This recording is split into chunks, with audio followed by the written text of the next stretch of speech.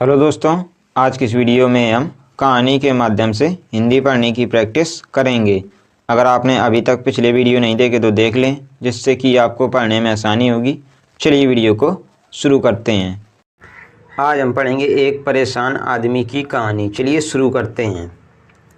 आनंद एक बहुत ही साधारण आदमी था।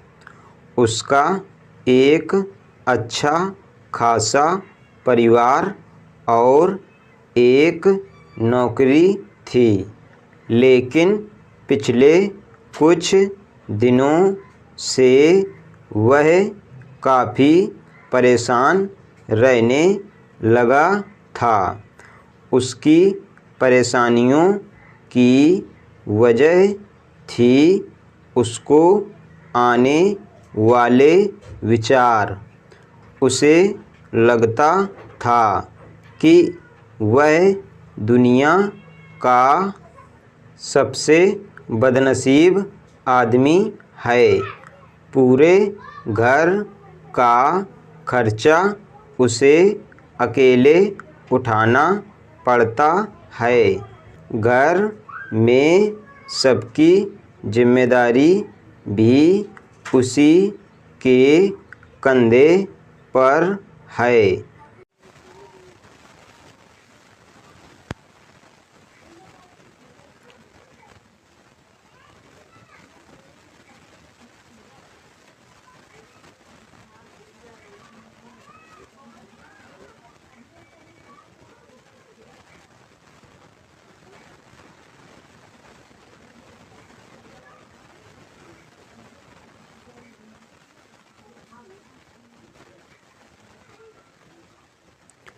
आनंद की परेशानियां उसके चेहरे पर दिखने लगी थी। वो बात बात पर गुस्सा हो जाता।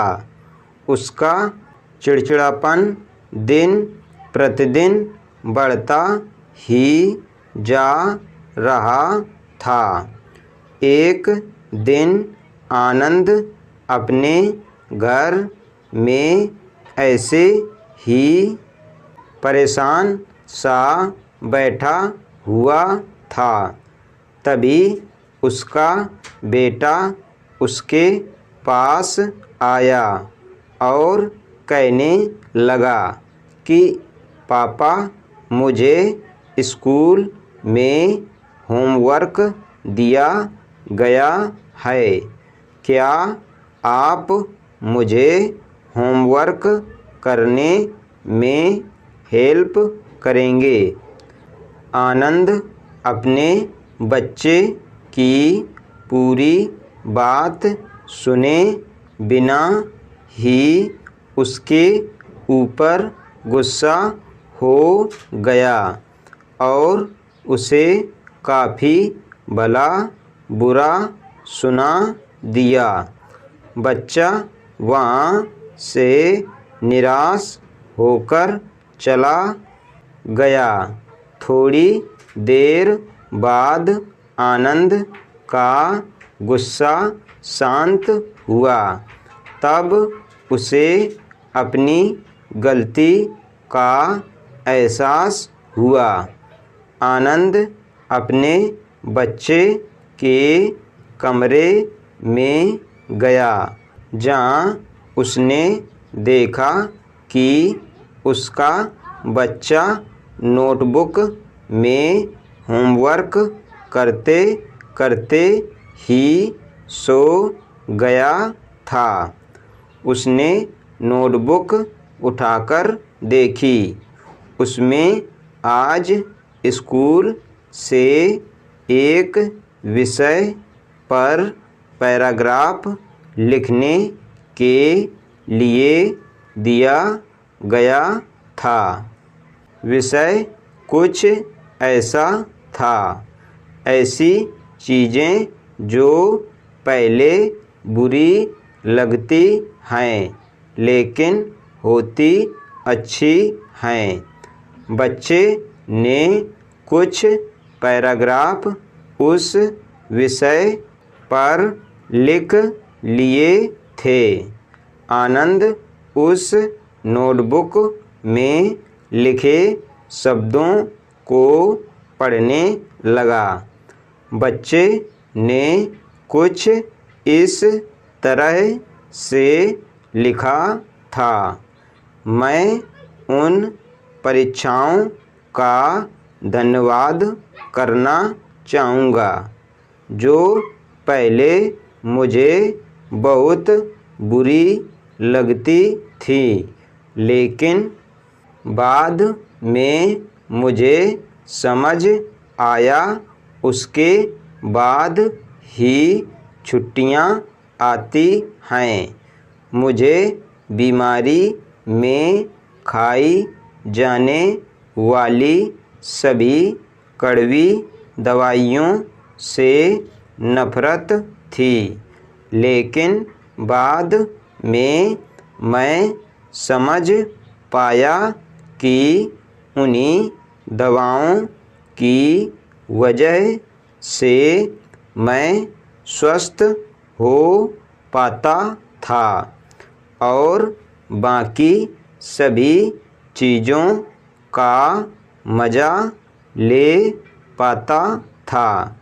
सुबह सुबह बजने वाला अलार्म मुझे अच्छा नहीं लगता था, लेकिन मैं बाद में समझ पाया उसी अलार्म की वजह से मुझे सुबह जल्दी उठने की आदत लगी और वही अलार्म ही मुझे जिंदा होने का एहसास दिलाता है।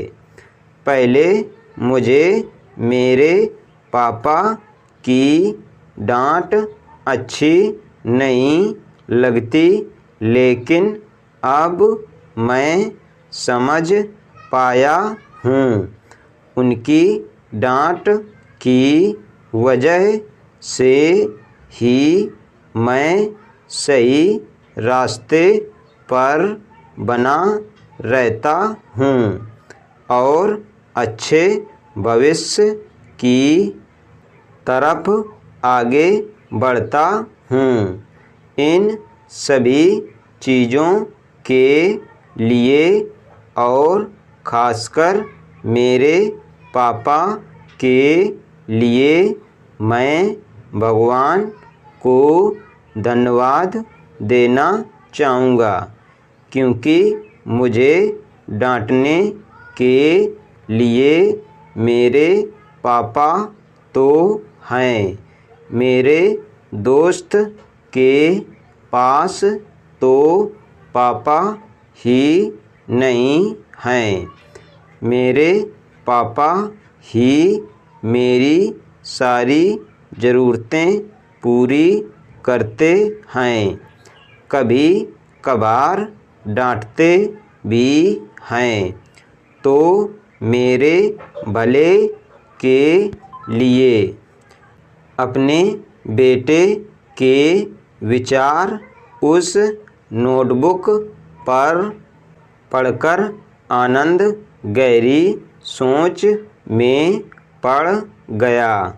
बेटे के लिखे हुए विचार उसके दिमाग में घूमने लगे। उसे लगा जैसे वह कई दिनों से किसी गहरी नींद में सो रहा था और यह नोटबुक पढ़ने से उसकी नींद खुल गई हो। आनंद ने पेन और नोटबुक ली और अपने विचार लिखना शुरू किया। आनंद ने लिखा कि मुझे अपने घर का सारा खर्च उठाना पड़ता है। इसका मतलब है मेरे पास एक बहुत अच्छा घर है और नौकरी भी यह उन लोगों से कहीं बेहतर है जिनके पास घर या नौकरी नहीं है। सबकी जिम्मेदारी मुझे निभानी पड़ती है। इसका मतलब है मेरे पास अपना एक परिवार है।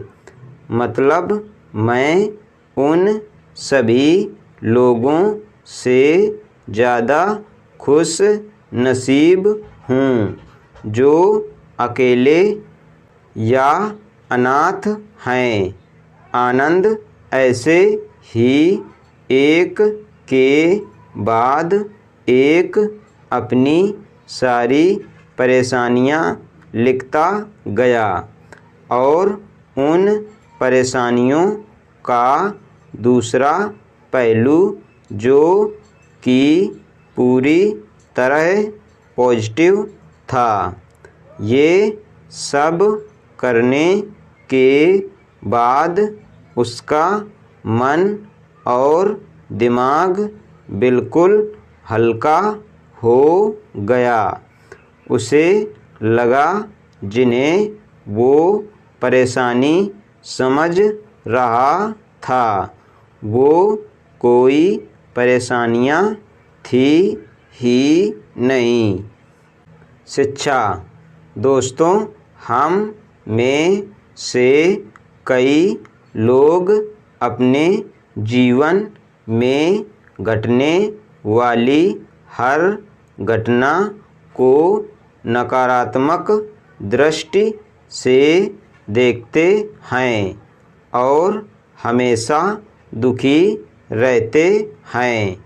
हमें हर समस्या या परेशानी को सकारात्मक दृष्टि से देखना चाहिए। जिस दिन से हम ऐसा करने लगेंगे उस दिन से हमारी हर समस्या गायब हो जाएगी, क्योंकि कोई भी समस्या एक नेगेटिव विचार से ज़्यादा कुछ भी नहीं होती है। आज हमने पढ़ा एक परेशान आदमी की कहानी। अगर आपको ये वीडियो पसंद आए तो वीडियो को लाइक करें। हमारे चैनल बच्चों की शिक्षा को सब्सक्राइब करें। धन्यवाद।